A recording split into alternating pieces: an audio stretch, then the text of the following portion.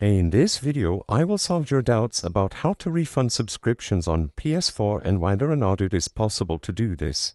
To answer this question and see if we are eligible for a refund on any subscriptions we have active, we can go over to the PlayStation website at www.playstation.com. You can access this page in a web browser on your computer or your phone or even the PlayStation console itself.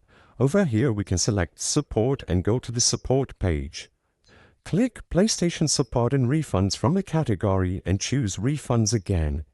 Select Requesting a PlayStation Store refund at the left side of the screen, and here we go. Refund for subscriptions. This is the option we're looking for.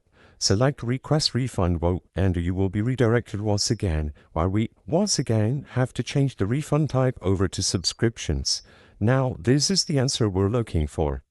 After purchasing a subscription through the PlayStation Store, you have 14 days or 2 weeks to request a refund. However, we may reduce your refund amount based on how much you have used the service.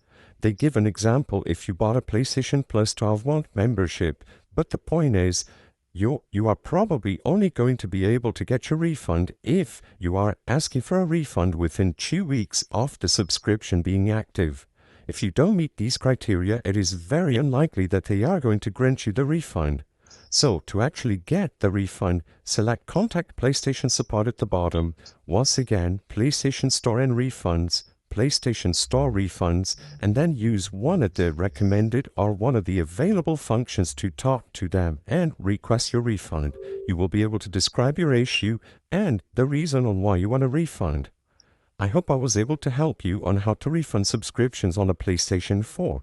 If this video helped you, please be sure to leave a like and subscribe for more quick and easy tips. Thank you for watching.